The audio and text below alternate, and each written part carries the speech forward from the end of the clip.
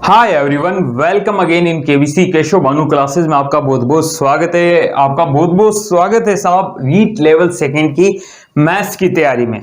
जैसे कि आपको पता है हमने अभी टॉपिक खत्म किया है, तो आज हम नया टॉपिक स्टार्ट करने वाले हैं। नया टॉपिक बहुत ही ज्यादा महत्वपूर्ण है। इससे 101% 2 से 3 क्वेश्चन मिल जाते हैं। जिस टॉपिक का नाम आप देख पा रहे हैं त्रिभुज। ये वैसे रीट लेवल फर्स्ट में भी है, रीट लेवल सेकंड में भी है, और कुछ बच्चे पटवारी की तैयारी कर रहे हैं तो उनके लिए भी है ना। अब रीट लेवल फर्स्ट में तो हम त्रिभुज ऑलरेडी पढ़ चुके हैं, तो अब जो रीट लेवल सेकंड के बच्चे जो पढ़ रहे हैं उसमें मैं थोड़ा और ज्यादा एक्सटेंड करूंगा, मतलब ज्यादा चीजें पता होनी चाहिए आपको रीट लेवल सेकंड के लिए। और फर्स्ट वाले भी इस वीडियो को अच्छे से देखें, क्योंकि उनको भी ज्यादा इतनी चीजें पता होंगी तो उनके लिए भी काम आने वाली बात है। ठीक है साहब, पढ़ते हैं त्रिभुज के बारे में, पूरा पोस्टमार्टम कर देंगे, एक एक चीज बता दूंगा, कोई भी क्वेश्चन आपका गलत नहीं होगा। एक एक पॉइंट को लिखते जाना, नोट करते जाना। बात करता हूं त्रिभुज। त्रिभुज की पहले ही बात आती है साहब इसकी परिभाषा क्या होती है।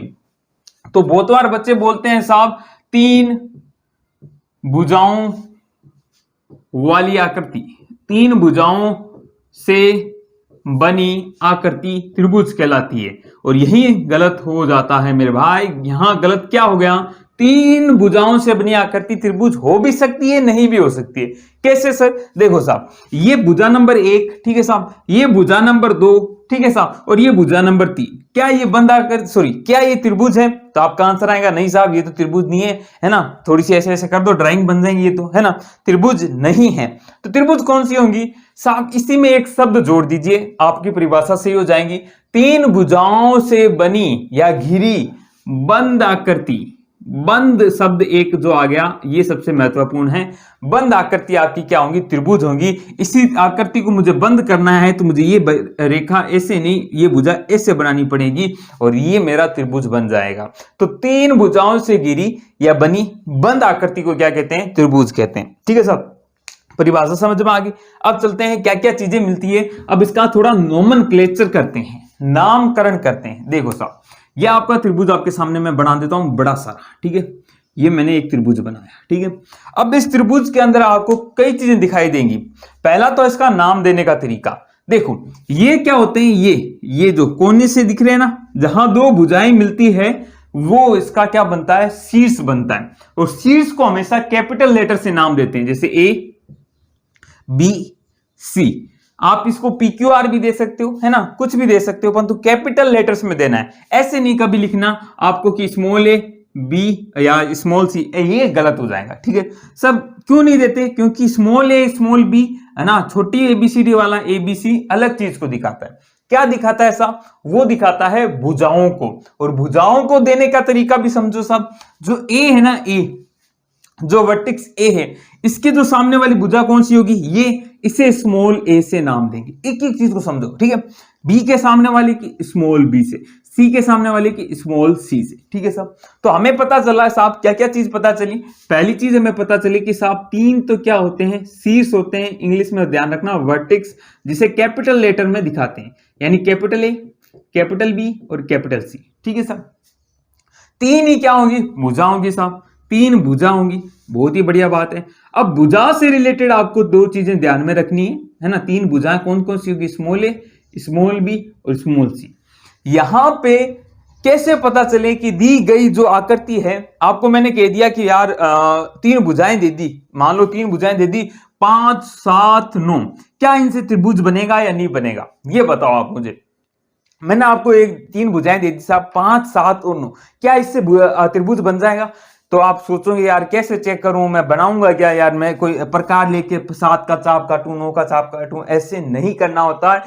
3 भुजाएं दे रखी है और त्रिभुज चेक करना है, तो भुजाओं के साथ क्या कंडीशन होती है? हमेशा ध्यान रखना, स्टार मार्क करके लिख लो, 2 भुजाओं का योग, 2 भुजाओं का योग त्रिभुज के लिए ऐसा, 2 भुजाओं का योग हमेशा तीसरी से बड़ा होता है। ग्रेटर देन होगा तीसरी से, ग्रेटर देन होगा तीसरी भुजा से, बराबर भी नहीं होगा, बराबर भी नहीं होगा। 2 भुजाओं का योग बड़ा ही होगा तीसरी भुजा से।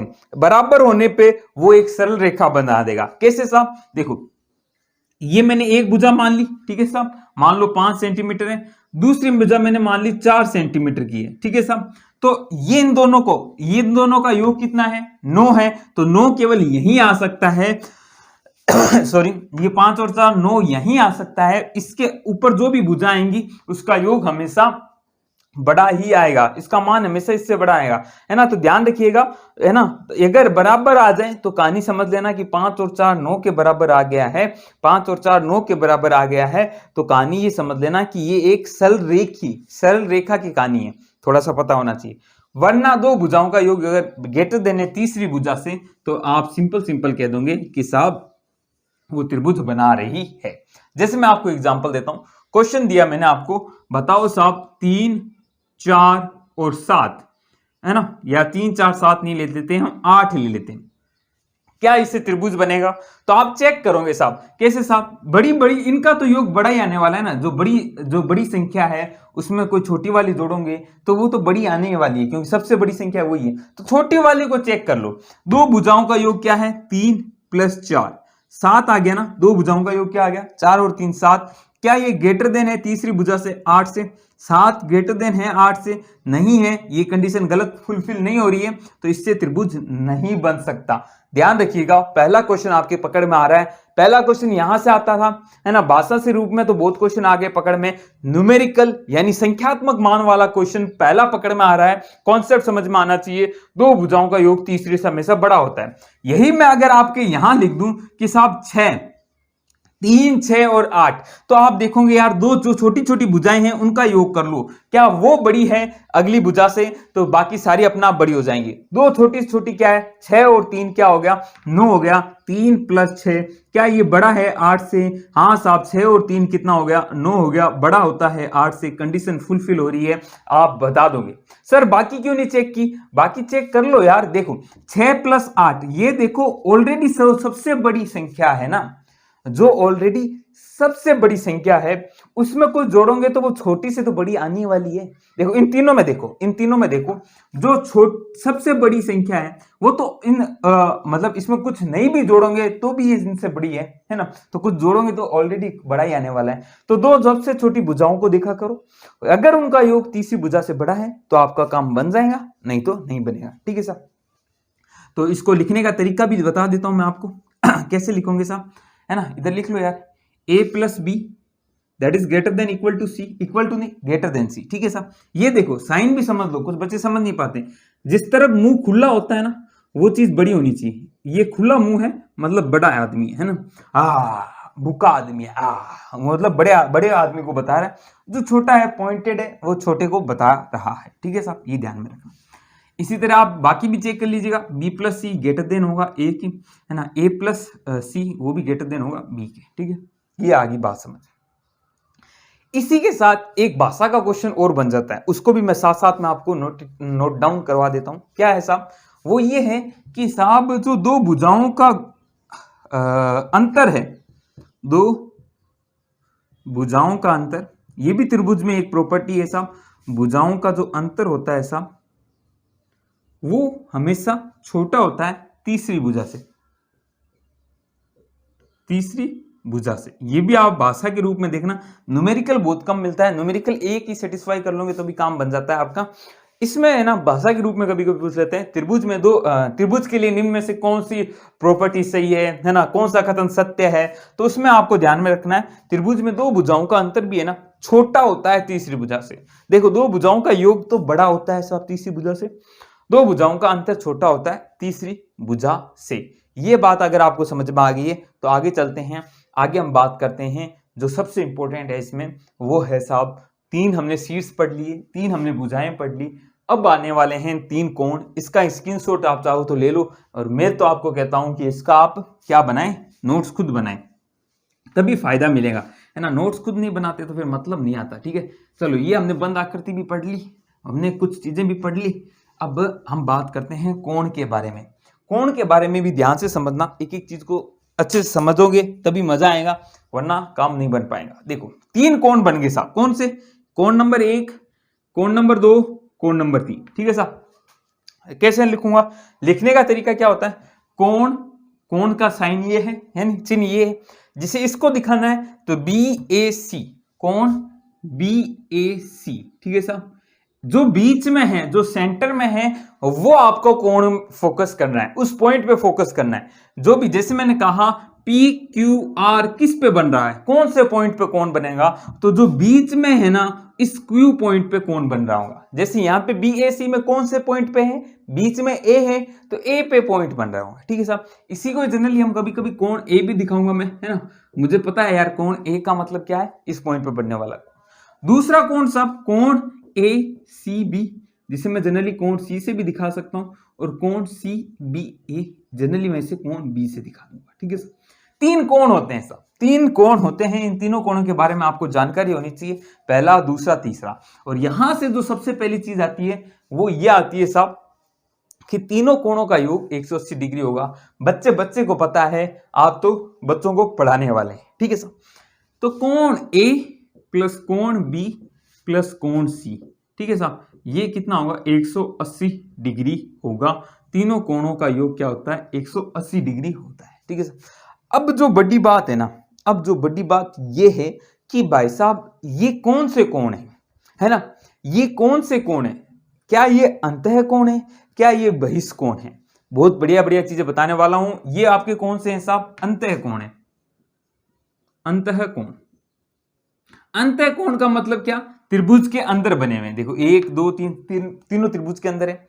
क्या त्रिभुज के बाहर भी कोई कोण बनते हैं? हाँ साहब, त्रिभुज के बाहर भी खतरनाक खतरनाक कोण बनते हैं। उनके बारे में जानकारी आपको और ज्यादा होनी चाहिए, वो तो और ज्यादा महत्वपूर्ण है। सॉरी, देखिएगा, ये आपका त्रिभुज है, इस रेखा को मैं आगे बढ़ा रहा हूं, इस रेखा को आगे बढ़ा रहा हूं, और इस रेखा को आगे बढ़ा रहा हूं। पहला तरीका तो ये हो गया। दूसरा त्रिभुज अगेन मैंने लिया है साहब, परंतु इस बार क्या कर रहा हूं मैं, इस रेखा को आगे बढ़ा रहा हूं, इधर वाली को। ठीक है, और इस बार इधर वाली को बढ़ा रहा हूं, और इस बार इधर वाली को बढ़ा रहा हूं। ठीक है सर, देखने आ रहा है, कुछ समझ में आ रहा है, समझ में आएगा, समझते जाओ। देखो ए बी सी, ठीक है साहब, पहले ऊपर वाले को देखते हैं। तो यहां पे बहिष्कोण बन रहा है साहब, कौन सा बहिष्कोण, ये रहा साहब बहिष्कोण। ये इसका नाम दे दूं मैं, नाम लिख लेता हूं कोण 1 लिख लेता हूं, है ना। वैसे इसका नाम क्या देता, ए सी, यहाँ पे नाम दे दो मान लो पी, तो ए सी पी नाम हो जाता, परंतु छोटा लिखते हैं, ज्यादा बड़ा नहीं, हमें तो कॉन्सेप्ट समझना है। बहिष्कोण 1 हो गया, इसी के करस्पॉन्डिंग, इसके करस्पॉन्डिंग मतलब इसी के अनुरूप, है ना, इसी के अनुरूप ये वाला कोण आता है, जो कि क्या नाम दे दिया, कोण 2 दे दिया, और इसी के अनुरूप कोण 3 आ गया। ठीक है सर, पहली चीज जो आपको ध्यान में रखना है, बहिष्कोण अपने विपरीत अंतः कोण के बराबर होता है ना, इसको लिख लो। पहली जो इंपॉर्टेंट चीज है वो लिखो, बहिष्कोण। बहिष्कोण का मतलब समझ में आया, जो बाहर बन रहे हैं, ध्यान रखना यार, इससे क्वेश्चन बनेंगे, देखना पक्का। बहिष्कोण होता है वो अपने विपरीत अंतः कोण के योग के बराबर होता है, योग के बराबर होता है। ठीक है साहब, जैसे कोण 1 की अगर मैं बात करूं तो साफ साफ ध्यान में रखना साहब, इसके विपरीत अंतः कोण कौन सा है, ये और ये। इसके विपरीत कौन सा है, एक ये है और एक ये है, तो कोण ए प्लस कोण बी के बराबर होता है। त्रिभुज में ही होता है, हर किसी में मत समझ लेना कि चतुर्भुज में भी लगा दिया, पंचभुज में भी लगा दिया, ना बाबा ना, है ना, त्रिभुज की कहानी है। कोण 2 ये अपने विपरीत कौन सा है, सी और बी, या फिर ऐसे समझ लो, इस पे जिस पॉइंट पे बन रहा है उसको छोड़ो, बाकी दोनों को योग कर दो। ठीक है, तो कोण सी प्लस कोण बी। मैंने ये क्यों लिखा है, क्योंकि ये भाषा के रूप में ऐसे ही लिखा जाता है यार, है ना। काफी बार एग्जाम में ऐसा पूछा जाता है कि त्रिभुज के बहिष्कोण अपने विपरीत अंतः कोण के बराबर, योग के बराबर होता है। क्या ये कथन सत्य है, गलत है? इसलिए मैं ये इसी रूप में लिखा रहा हूं, नहीं तो मैं जनरली आपको ये बताता हूं, जो पॉइंट पे बन रहा है उसको दो छोड़, बाकी दो पॉइंट है उनका योग कर लो। ठीक है साहब, ऐसे कोण 3 कैसे हो जाएगा, कोण ए प्लस कोण सी। ठीक है साहब, अब यहां से एक चीज और निकालते हैं हम तीनों कोणों का योग कर लेते हैं। तीनों कोणों का योग बहिष्कोण है, तीनों का योग कर लेते हैं। तो कोण 1 प्लस कोण 2 प्लस कोण 3 कर रहा हूं। ठीक है साहब, कोण ए क्या है, ए प्लस बी, यानी कोण ए प्लस कोण बी। बी क्या है साहब, कोण बी प्लस सी, ए सी प्लस बी हो या बी प्लस सी, एक ही बात है। तो कोण बी प्लस कोण सी, और इधर देखोगे तो कोण ए प्लस कोण सी, तो कोण ए प्लस कोण सी। आप एक चीज नोट डाउन कर पा रहे होंगे यार, ए कितनी बार आ गया, 2 बार आ गया, तो 2 मैं कॉमन ले रहा हूं, कोण ए, बी भी 2 बार आ गया, देखो कोण बी प्लस कोण सी, सी भी कितने बार आ गया, 2 बार आ गया। अब मुझे ये बता सकते हो यार कि कोण ए प्लस कोण बी प्लस कोण सी, इस तीनों का योग का मान तो हमने अभी देखा था 180 डिग्री। माइंड में आना चाहिए, दिमाग में आना चाहिए थी चीज की, ये दिखते ही माइंड में आना चाहिए भाई साहब ये तो 180 डिग्री है, ये चीज दिखनी नहीं चाहिए आपको, तो यहाँ पे 180 डिग्री दिखना चाहिए, हमेशा ध्यान रखना, ठीक है साहब। तो ये 2 गुना 180 यानी कितना हो गया, 360 डिग्री आ गया। तो यहां से एक नई चीज आपको समझ में आ गई कि साहब अंतः कोण के, त्रिभुज को ऐसे दिखा रहा हूं मैं, त्रिभुज के अंतः कोणों का योग, अंतः कोणों का योग, कोणों का योग कितना होता है साहब, 180 डिग्री। और त्रिभुज के बाह्य या फिर बहिष्कोणों का योग साहब क्या आ जाएगा, बहिष्कोणों का योग क्या आ जाएगा, ध्यान रखना यार 360 डिग्री होते हैं। और कितने टाइप के बहिष्कोण बनते हैं, एक पेयर आपका ये बन गया, एक पेयर और बनेगा साहब, कौन सा, ये वाला कोण नंबर, इसको मैं ले लेता हूं 3 ले लेना, 4 कोण 5 और कोण 6, ये और ये अलग है, ये और ये कोण अलग है ना, तो एक बार तो क्लॉकवाइज लेते हैं, एक एंटी क्लॉकवाइज है। तो आपको ध्यान में होना चाहिए कि भाई साहब अंतः कोणों का योग 180 डिग्री, बहिष्ठ कोणों का योग 360 डिग्री होता है। और बहिष्ठ कोणों का योग तो हमेशा ही लगभग हर जो भी आपकी ज्योमेट्री है, चतुर्भुज होता है या फिर पंचभुज है, सब में क्या होता है 360 डिग्री होता है। बस आपका बहुभुज समबहुभुज होना चाहिए। आगे चर्चा हमने इस बारे में तो की भी है जब हमने कोण पढ़ा है ना, तब वो क्लास आप जाके देख सकते हो। अभी ये समझ में आया कि नहीं आया, है ना, इतना समझ में आया क्या? अभी तक हमने शीर्ष पढ़ी है, भुजा पढ़े हैं और कोण के बारे में हमने चर्चा कर ली है। बहिष्ठ कोण के कितने पेयर बनते हैं, 2 पेयर बनते हैं, दोनों के इंडिविजुअल योग कितना आएगा 360 डिग्री आएगा।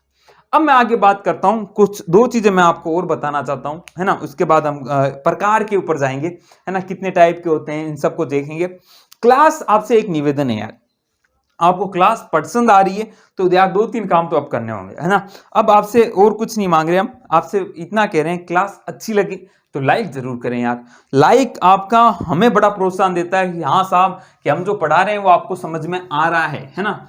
और दूसरा जो आपको काम करना है साहब, सब्सक्राइब कर लें यार। अगर आपने चैनल सब्सक्राइब नहीं कर रखा ना तो आपकी जो सब्सक्राइब है वो हमें बड़ी हिम्मत देता है कि यार हाँ कि हम जो बच्चे पढ़ा रहे हैं उनको समझ में आ रहा है, तभी तो वो सब्सक्राइब करेंगे। नहीं समझ में आ रहा तो फिर कोई सब्सक्राइब करने की जरूरत नहीं है ना। फिर आप, है ना, मतलब जहां समझ में आए वो बढ़िया है। कुल मिला के बात इतनी है, आपका मेन मकसद क्या होना चाहिए, भाईचारा नहीं करना, आपको रीड क्लियर करनी है ना, उसमें ज्यादा से ज्यादा मार्क्स लाने। अगर सब्सक्राइब करें आप प्लीज, अगर आपको समझ में आ रहा है तो प्लीज सब्सक्राइब कर लें ताकि आपको क्लास का नोटिफिकेशन मिलता रहे, है ना। साथ में आप जुड़ जाइएगा फेसबुक पे, है ना, फेसबुक टेलीग्राम सबकी लिंक डिस्क्रिप्शन बॉक्स में जाके आप जुड़ जाइएगा, वहां पे आपको मटेरियल मिलता रहेगा। तो फेसबुक पे जरूर आप सर्च कीजिएगा केशव भानु क्लासेस, हमारा जो पेज है उसे जरूर लाइक कर लीजिएगा, वहां पे भी मटेरियल मिलेगा। और जो बाकी है टेलीग्राम और पे जुड़ना चाहें तो आप जुड़े जरूर, सबकी लिंक डिस्क्रिप्शन बॉक्स में दी हुई है मैंने, जुड़ जाइए, मटेरियल मिलेगा, क्वेश्चंस मिलेंगे, कहीं अच्छी जगह जुड़ोगे तो आपका फायदा है। ठीक है साहब, चले साहब आइए फोकस वापस यहाँ लाइए, है ना। कहाँ थे हम त्रिभुज पे थे, ठीक है साहब, तरबूज पे नहीं त्रिभुज पे थे, मतीरे पे नहीं, हम त्रिभुज पे थे। ठीक है साहब, देखो अब हम थोड़ा सा रिलेशन निकालते हैं भुजा और कोण में। हमने कोण पढ़ा, हमने भुजा पढ़ी, उन दोनों में संबंध देखते हैं। तो पहला जो संबंध देखिएगा, जो भुजा बड़ी, लिख लीजिए इसको, जो मैं लिखा रहा हूं ना उसी भाषा में लिखो तभी समझ में आएगा। जो भुजा बड़ी, या अपनी भाषा में भी लिखो, जो बात मैं समझाना चाहता हूं उसके सामने वाला कोण भी बड़ा, उसके सामने वाला कोण भी बड़ा, ये देखो। इसीलिए आपको जो नाम दिया जाता है ना, मैंने कहा था ना आपको नाम इसके कैपिटल ए के सामने स्मॉल ए क्यों देते हैं, ये कैपिटल ए तो इसी के सामने स्मॉल ए क्यों देते हैं, क्योंकि वहां पे हमें ये कॉन्सेप्ट समझना होता है कि जो भुजा बड़ी होती है उसके सामने वाला कोण भी बड़ा होगा। और इसका उल्टा भी सही है, उल्टा भी सही है, उल्टा सही मतलब जो कोण बढ़ा तो उसके सामने वाली भुजा भी बड़ी होगी। कितनी बढ़िया बात है। मैं आपसे अब क्वेश्चन पूछूं कि साहब ये 5 है, ये 6 है, तो बताओ कोण बी बड़ा होगा या कोण सी बड़ा होगा? तो आप देखते हो यार दोनों भुजाओं में 6 बड़ी है, तो इसके सामने वाला कोण भी बड़ा होगा, तो कोण बी विल ग्रेटर देन कोण सी। ये बात आपको समझ में आई कि नहीं आई? ठीक है साहब। वैसे मैं क्वेश्चंस कराऊंगा ना तब और चीजें समझ में आएंगी। पहले मेरा जो मकसद रहता है अच्छे से थ्योरी समझाई जाए, आपको प्यार से समझो, थ्योरी समझो, उसके बाद हम क्वेश्चंस करेंगे। पहले हथियार तो इकट्ठा कर लो, फिर हम चलाएंगे उनको, है ना।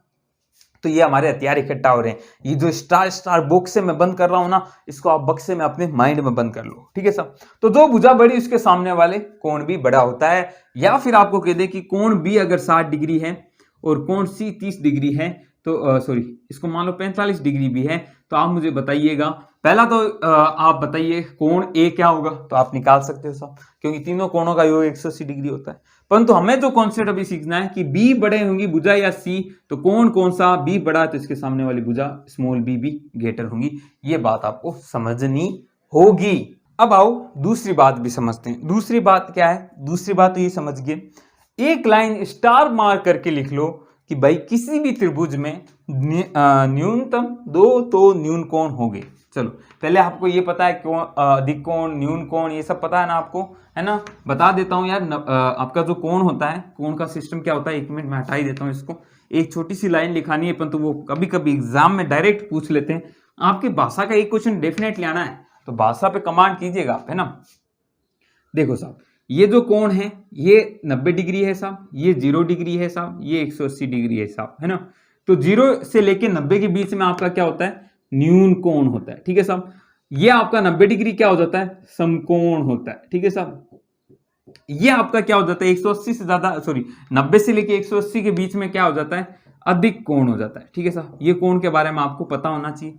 ये आपका सरल कोण हो जाएगा, या रिज्जु कोण भी इसे जो कहते हैं, सरल कोण या रिज्जु कोण कह देते हैं। इसमें जो ऊपर होता है वो आपका वृहत कोण होता है। वृहत कोण जो मान 180 से ज्यादा हो, वृहत कोण, वृहत कोण भी कहते हैं। या फिर इंग्लिश में ध्यान रखें इसको यार, जो है वो रिफ्लेक्स एंगल कहा जाता है, रिफ्लेक्स एंगल, ठीक है साहब, रिफ्लेक्स एंगल। और जो 0 डिग्री पे या फिर अगेन इसमें जो घूम के पूरा कितना आ जाएगा, 360 डिग्री, उसे कंप्लीट एंगल कहते हैं, पूर्ण कोण कहा जाता है ना। संपूर्ण कोण, पूर्ण कोण, कंप्लीट एंगल, इंग्लिश में ध्यान रखें, ठीक है साहब। अब देखो त्रिभुज में क्या होता है, कम से कम 2 न्यून कोण अवश्य होंगे। देखो त्रिभुज में कम से कम 2 न्यून कोण अवश्य होंगे। कैसे सर? मान लो कि 3 कोण है ना मतलब मिनिमम 2 तो न्यून होने ही चाहिए। अधिकतम तो 3 न्यून हो सकते हैं क्या? हो सकते हैं, चेक कर लेते हैं क्या है, कहां समझते हैं। देखो कोण ए, कोण बी, कोण सी, या फिर इसी भाषा को लिखा जा सकता है, त्रिभुज में अधिकतम एक ही अधिकतम कोण होता है या अधिक कोण होता है। इसको भी लिख लो, त्रिभुज में अधिकतम एक ही अधिक कोण होता है, 2 अधिक कोण नहीं हो सकते। जैसे मैंने कहा कि यार ये है, मान लो कि इसको मैंने क्या कहा, अधिक कोण है, तो अधिक से अधिक कितना हो सकता है? 91 डिग्री हो सकता है, ठीक है सर। अब मैंने मान लिया कि इसको भी मैंने कर दिया, ये भी कितना हो गया साहब? 91 डिग्री हो गया, ठीक है साहब। 91 डिग्री, 2 अधिक कोण कर दिए। मैं तो कह रहा हूं जो आप बात लिख रहा हूं कि भाई त्रिभुज में लिख लो इसको, ताकि कुछ बच्चे कंफ्यूज हो जाएंगे। अधिकतम एक ही अधिक कोण हो सकता है। थोड़ी राइटिंग बहुत ज्यादा अच्छी है, तो आपको थोड़ा सा चंद्रमा में जाके मेरी राइटिंग को सीखना पड़ेगा समझने के लिए, परंतु सीख जाएंगे आप, ठीक है साहब। देखो कोण ए क्या है, मान लो अधिकतम अधिक कोण मान लिया 91 डिग्री, कोण बी को भी 91 डिग्री मान लिया, है ना। तो फिर कोण सी पॉसिबल है क्या? नहीं साहब, क्योंकि तीनों का योग कितना आना चाहिए? 180 डिग्री आना चाहिए। त्रिभुज की कंडीशन है, यहाँ पे 90 और 90, 180, 182 डिग्री तो ऑलरेडी आ गया। तो ये कोण क्या -2 डिग्री थोड़ी होगा, है ना, ताकि योग 180 आए, नहीं हो सकता। तो अधिकतम एक ही क्या हो सकता है? अधिक कोण हो सकता है। ये 91 है, तो मान लो कि मान लो ये 91 है, तो इन दोनों का योग कितना आ जाए? 89 आ जाए, है ना। दोनों को जोड़ के 89 आ सकता है ना। और कम से कम 2 न्यून कोण तो हो गए, है ना। मान लो कि कम से कम 2 न्यून कोण, क्यों? मतलब एक अधिकतम कोण बन गया, है ना। तो कम से कम 2 तो इन दोनों में से दोनों को दोनों न्यून कोण होना ही पड़ेगा। कोई भी कंडीशन ऐसी नहीं है कि दोनों में से एक भी अधिकतम कोण बन जाए, ऐसा नहीं हो सकता। कम से कम तो पक्के ही 2 न्यून कोण हो गए होंगे, अधिकतम 3 न्यून कोण भी हो सकते हैं। ऐसा नहीं कि 3 न्यून कोण नहीं हो सकते। जैसे मैंने लिखा 60 और अपने ले लो 40, 100 हो गया और 80, ये देखो तीनों का योग 180 हो रहा है, तीनों के तीनों न्यूनतम कोण है। तो अधिकतम तो तीनों के तीनों न्यूनतम कोण हो सकते हैं, परंतु कम से कम 2 तो पक्के ही होंगे न्यून कोण, और अधिकतम एक ही अधिक कोण हो सकता है। ठीक है साहब, ये 2 अर्थ है। आई होप समझ में आ गए होंगे। नहीं समझ में आए तो कमेंट करके बताना, आगे अगली क्लास में वापिस समझा दूंगा, है ना। चिंता मत करो, समझ में आएगी, है ना। 2-3 बार इस चीज को खुद अपने आप से समझाओगे ना, तब समझ में आ जाएगी। चलो साहब आगे चलें, आगे चलते हैं, आगे बढ़ते हैं और त्रिभुजों के प्रकार को देखते हैं। क्या होते हैं त्रिभुज के प्रकार? पहला मैं आपको बता देता हूं यार, किस हिसाब से? कोण के हिसाब से, है ना। त्रिभुजों के प्रकार हम पढ़ रहे हैं कोण के हिसाब से, कोण के हिसाब से, है ना। अलग अलग टाइप के त्रिभुज होते हैं, थोड़ी थोड़ी जानकारी सबके बारे में होनी चाहिए। पहला जो त्रिभुज है, ये छोटा सा त्रिभुज बना रहा हूं, है ना। इसमें देखो तीनों के तीनों कोण क्या है? न्यून कोण। तो इसको क्या कहते हैं? पहले तो लिखो तीनों कोण न्यून कोण। ठीक है साहब, नाम दे देता हूं ए बी सी, है ना। इसको नाम दे देते हैं न्यून कोण त्रिभुज। न्यून कोण त्रिभुज का साइन तो ये बन ही गया। ठीक है साहब, इसके सामने वाली भुजा स्मॉल है, इसके सामने वाली स्मॉल भी, इसके सामने स्मॉल सी। सर भुजाएं क्यों लिख रहे हो? अभी बताऊंगा, टेंशन मत ले, समझता था एक बार, है ना।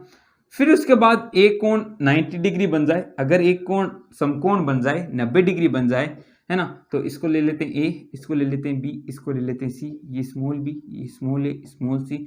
एक कोण समकोण, एक ही कोण समकोण होगा, दूसरा कोण समकोण नहीं हो सकता, दोनों के दोनों फिर आपने न्यून ही होने वाले, है ना। एक कोण समकोण, सारे कोण समकोण नहीं होते भाई। समकोण त्रिभुज में एक ही कोण समकोण होता है। बहुत बार गलती कर लेते हैं। समकोण का मतलब 90 डिग्री। ठीक है साहब, राइट एंगल ट्रायंगल कहते हैं इंग्लिश में, हिंदी में नाम लिख लेता हूं इसको समकोण त्रिभुज। त्रिभुज का साइन बना हुआ है मेरे भाई, ठीक है। अधिक कोण त्रिभुज, अधिक कोण त्रिभुज इस तरह का होता है, इस तरह आप डंडे दिखा सकते हैं। ए दे दीजिएगा, बी नाम दे दीजिएगा, सी दे दीजिएगा, small b, small c, small ए।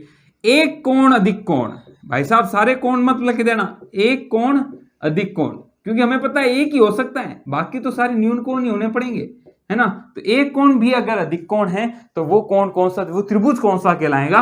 अधिक कोण त्रिभुज कहलाएगा। ठीक है साहब, अब आपको ये बात समझ में आ गई होगी।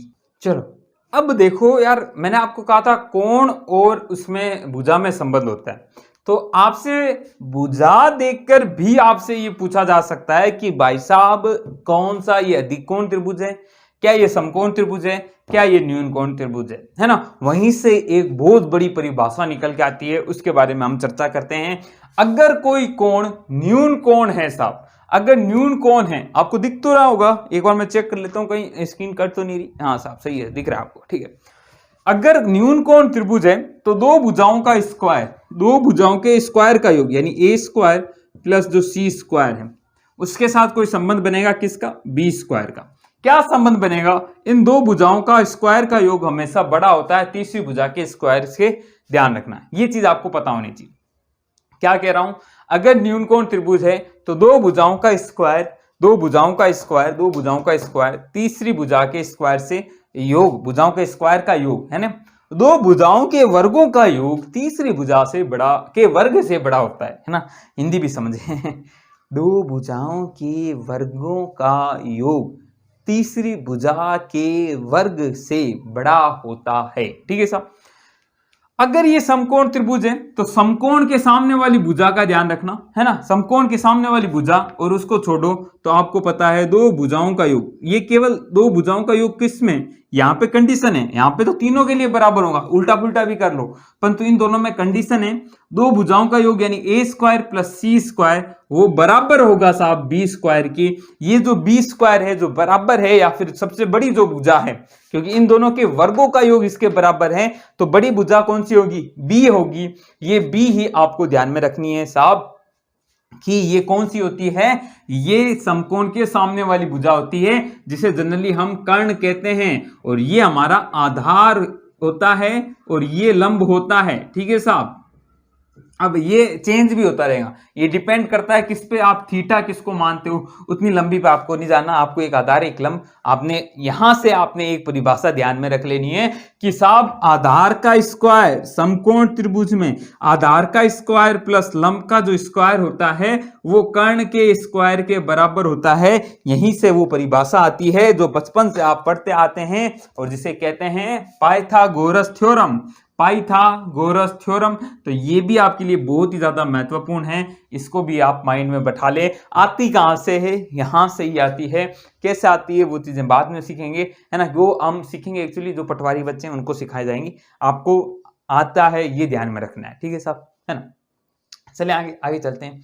आगे जो चल रहे हैं, आगे है अधिक कोण। अधिक कोण में भी आपको कौन सी भुजा लेनी है, ये साहब अधिक कोण के सामने वाली भुजा है, वो महत्वपूर्ण है। अगेन आपका जो ए स्क्वायर प्लस सी स्क्वायर होगा, यानी दो न्यून कोण के सामने वाली भुजाओं के वर्गों का स्क्वायर, यहां ग्रेटर देन था, यहां बराबर हो गया, यहां आके ये बड़ा हो जाता है, बी स्क्वायर बड़ा हो जाएगा, यहां ये छोटा था, यहां बराबर हुआ, ये बड़ा हो जाता है। तो ये संबंध आता है। आता कहां से है, आप कोशिश करके देख लीजिएगा। इसको यहां पे बढ़ाओ, इसको यहां पे बढ़ाओ, ये 90 डिग्री पे काटेगा, फिर आप इसमें इक्वेशन बनाओ 90 डिग्री है तो ये एक समकोण त्रिभुज बन गया, ये एक समकोण त्रिभुज बन गया। 2 बार पाइथागोरस निकालो, ये आंसर आ जाएगा, है ना। इसका मान, ये आंसर नहीं आएगा, बी स्क्वायर का मान आ जाएगा, ए स्क्वायर प्लस सी स्क्वायर प्लस 2ac, है ना। इस तरह आपका पूरा संबंध आ जाता है, उस पर हम नहीं जाएंगे। हमें ध्यान रखना है कि साहब अगर बी स्क्वायर बड़ा है दोनों के स्क्वायर से, योग से, तो अधिक कोण त्रिभुज होगा, और बराबर है तो समकोण त्रिभुज होगा, और अगर छोटा है बी स्क्वायर तो अपने न्यून कोण त्रिभुज होगा। जैसे मैं आपको ले लेता हूं, एक एग्जांपल ले लेता हूं, 3 4 5। अब मुझे देखो कैसे पता चलेगा सर कौन सी को चेक करना है। आपने अभी हमने पढ़ा कि जो कोण बड़ा उसके सामने वाली भुजा भी बड़ी, है ना। देखो इसमें तो कंफ्यूजन नहीं है, हम तो ये दो चेक करेंगे। तो समझो जो कोण बड़ा उसके सामने वाली भुजा भी बड़ी, तो सबसे बड़ी भुजा, हमें तो सबसे बड़ी भुजा पे ही फोकस करना है क्योंकि अधिक कोण है, यानी सबसे बड़ा कोण यही होगा। तो इसके सामने वाली भुजा क्या होगी, सबसे बड़ी भुजा होगी। तो ये बी एक्चुअल में क्या है, सबसे बड़ी भुजा है। क्वेश्चन देखो ऐसे ही समझना है, सबसे बड़ी क्या भुजा, भाई भुजा, ठीक है। अब आपके सामने 3 4 5 आ गया, तो आप ऐसे थोड़ी पहले 3 का स्क्वायर प्लस 5 का स्क्वायर देखोगे, नहीं, आपको देखनी है सबसे बड़ी भुजा लेनी है। चाहे ये वाला केस हो तो भी देखो सबसे बड़ी भुजा क्या होगी, उसी का स्क्वायर चेक करना है, बाकी दो से क्या है तो उसका स्क्वायर करो। कितना आया साहब, 5 का स्क्वायर 25, ठीक है साहब। बाकी दो बच्चे उनका भी स्क्वायर करो, 3 का स्क्वायर 9, 4 का स्क्वायर 16, इन दोनों को जोड़ो, ये कितना आया, 25 ही आया, मतलब ये दोनों बराबर हैं, तो ये कौन सी केस होगी, ये एक समकोण त्रिभुज बनेगा। आप आंसर दे सकते हो, ठीक है साहब। ऐसे एग्जांपल और ले लेते हैं, और एग्जांपल ले लेते हैं। मैंने ले लिया साहब 3 6 और 7 ले लिया, 3 6 और 7 ले लिया, ठीक है साहब। या 8 भी ले लो, 8 ले लो, ठीक है साहब। पहली बात तो त्रिभुज बन रहा है, नहीं बन रहा, बन रहा है साहब। दो भुजाओं का योग, यानी छोटी वाली 2 ले ली, 6 और 3 9, योग बड़ी से बड़ा आ रहा है तो काम बन रहा है।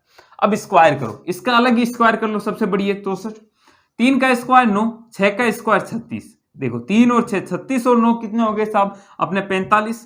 क्या ये बड़ा है, यानी बी स्क्वायर बड़ा है, 64 बड़ा है ना, तो ये बी स्क्वायर बड़ा है, तो कौन सा कोण है साहब, बी स्क्वायर बड़ा है। जो बड़ी वाली भुजा है उसका वर्ग भी बड़ा है, तो कोण भी अधिक वाला होता है, अधिक कोण त्रिभुज होगा। तो आप भुजाओं से भी आप बता सकते हो कि क्या ये अधिक कोण त्रिभुज है, क्या ये न्यून कोण त्रिभुज है, क्या ये समकोण त्रिभुज है। समकोण त्रिभुज बड़ा इंपॉर्टेंट होता है, बहुत सारे क्वेश्चन इस पे करने वाले हैं, तो ध्यान से देखिएगा इसको, ठीक है। आई बात समझ में, बाकी मैं क्वेश्चंस कराऊंगा तब आपको और अच्छे से समझा दूंगा। आई होप इतना तो समझ गए होंगे।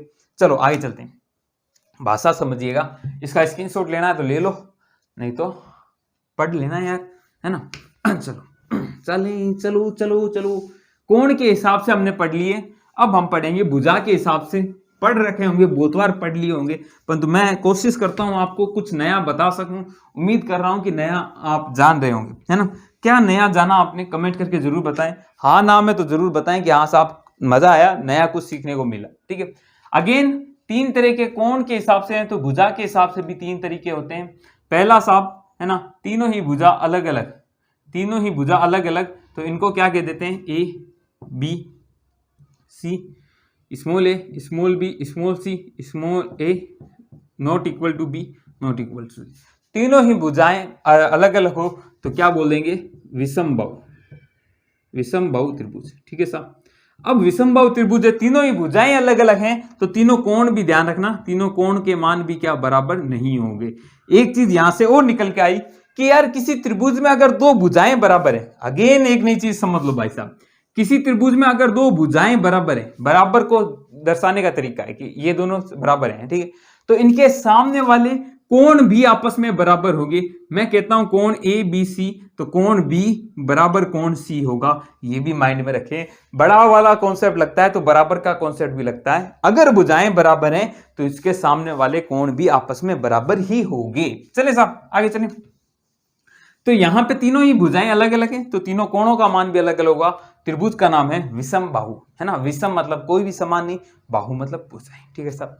अब मान लो कि दो बराबर हो जाएं, तो दो बराबर हो जाएंगे तो एक सेकेंड, चलो एक चीज मैं भूल गया आपको आगे बताता हूं, है ना। ए बी सी, तो दो भुजाएं मान लो क्या है, बराबर है, कौन सी? ए बी, सॉरी ये सी हो जाएगी, small b, b equal to c है। मान लो दो भुजाएं बराबर हो, तो जब दो भुजाएं बराबर होती है तो दो कोण भी क्या होंगे? बराबर होंगे। अब दो भुजाएं अगर बी और सी बराबर है तो इसके सामने वाले कोण भी बराबर होंगे, कोण बी बराबर कोण सी होगा। ठीक है साहब। इस तरह के त्रिभुज को क्या कहते हैं? समद्विबाहु, मतलब समान है, सम मतलब सम समान, द्वि मतलब दो, बाहु मतलब भुजाएं। ठीक है साहब। और अगर तीनों ही भुजाएं बराबर हो जाती है तो उसे समबाहु त्रिभुज कह देते हैं। तीनों ही भुजाएं बराबर हैं तो तीनों कोण भी बराबर होंगे, तो कोण ए बराबर कोण बी बराबर कोण सी है, तो तीनों ही बराबर होंगे, तो कोण ए, इन तीनों का मान भी कितना होगा? 180/3। तीनों 180 है, तीनों का योग कितना है? 180 है, और तीनों को बराबर बराबर बांटना है, तो 180/3 यानी 60 डिग्री तीनों कोणों का मान हो जाता है। A B C, small a small c small b, A is equal to B is equal to C, समबाहु त्रिभुज जिसे कहा जाता है। त्रिभुजों का कोणों का योग 60 डिग्री होता है। ठीक है साहब। ये आपको पता होना चाहिए, ये इतना था मोटा मोटी पता होगा तो आपका काम बन जाएगा। एक चीज और ध्यान में रखिएगा, आपसे एक भाषा के रूप में पूछ लिए जाएंगे कि समकोण त्रिभुज, चलो एक और बताता हूँ यार, काफी चीजें हैं बताने के लिए, बट क्या क्या बताया जाए, क्या क्या छोड़ा जाए, है ना, कि सिलेबस करवाना भी है पूरा और आपके हिसाब से भी कराना है ना। ऐसा नहीं कि पूरे ज्ञान का पोता खोल के बैठ जाऊं, अभी ये होता है वो होता है, परंतु काम की जो चीजें हैं वही तो अपन को पढ़नी है। एक और त्रिभुज के बारे में स्पेशल बता देता हूं, है ना। स्पेशल क्या है? इन दोनों का योग है कि भाई साहब समद्विबाहु समकोण त्रिभुज, समद्विबाहु समकोण त्रिभुज। समद्विबाहु मतलब दो भुजाएं समान होगी, आधार और लंब समान है, ये समकोण है तो 90 डिग्री है। तो इस केस में देखो, मान लो ए है, बी है, सी है, तो इसके सामने वाले कोण भी बराबर हो जाएंगे। तो पहली चीज आप समकोण त्रिभुज में ध्यान रखें कि जो समकोण त्रिभुज में अन्य दो कोणों आपस में क्या होते हैं? पूरक कोण होते हैं। क्यों साहब? समझो यार, बड़ी बातें हैं पर समझना पड़ेगा। देखो इन तीनों कोणों का योग त्रिभुज में क्या होना चाहिए? 180 डिग्री, क्योंकि ये समकोण त्रिभुज दिया हुआ है तो बी कितना हो गया? 90 डिग्री।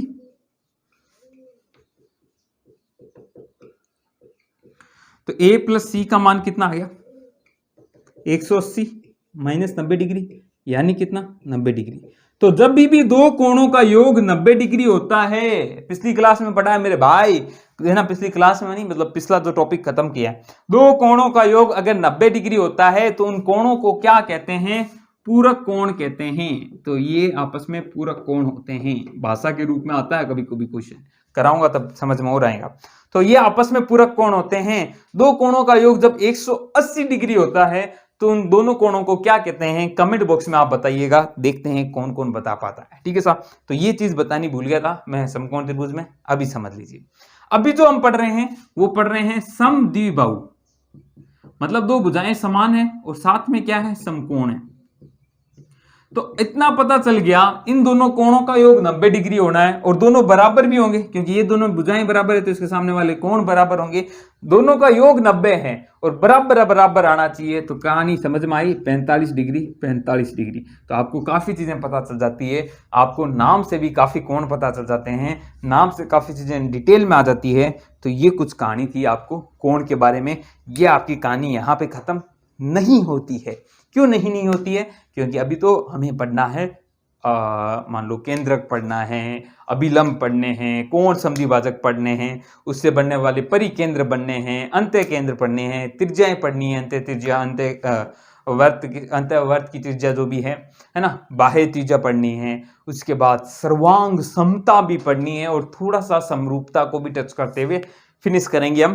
तो आज के लिए इतना ही है। कल हम पढ़ाऊंगा मैं आपको आगे का जो टॉपिक है, जो कि अभिलंब क्या होते हैं, है ना, कोण संधिभाजक क्या होते हैं, कोण संधिभाजक से कौन सा बनता है बिंदु, कटान बिंदु, है ना, माध्यिका क्या होती है, उसकी क्या प्रॉपर्टी होती है, जो क्वेश्चन आपसे पूछे जा सकते हैं थोड़ा थोड़ा जरूर बताऊंगा आपको। तो आज की क्लास के लिए इतना ही। उम्मीद करता हूं अच्छी लगी होगी, समझ में आया होगा। समझ में आया तो अगेन थम्स अप कर दीजिए, लाइक बटन दबा दीजिए, सब्सक्राइब कर लीजिए, अपने दोस्तों के साथ शेयर कीजिए। यार हमारी ये जो फैमिली बड़ी कीजिए, हम आपके लिए संसाधन बहुत सारे ला देंगे। आपसे वादा है, अगर आप शेयर कीजिएगा, अच्छा लगता है तो शेयर कीजिए, फेसबुक पे, व्हाट्सएप पे, टेलीग्राम पे जहां पे भी शेयर कर सकते हैं, हमारे बारे में जरूर बताएं। और साथ में फेसबुक टेलीग्राम पे जुड़ भी जाइएगा, लिंक सारी के डिस्क्रिप्शन बॉक्स में है। मुझे आप चाहे तो फॉलो कर सकते हैं इंस्टाग्राम पे, सॉरी टेलीग्राम पे नहीं, इंस्टाग्राम पे, ठीक है साहब। तो उसकी भी लिंक डिस्क्रिप्शन बॉक्स में है। जुड़िए, आनंद लीजिए, पढ़िए, पढ़ाइए और मस्ती से अपने दिमाग को दौड़ाइए। टेंशन मत लो, पेपर कब होता है, कैसे होता है, उसको छोड़ो। पेपर की तैयारी महत्वपूर्ण है, तैयारी कर लो। आज के लिए इतना ही, मिलता हूं कल नए लेक्चर के साथ। तब तक के लिए अलविदा। जय हिंद, जय भारत।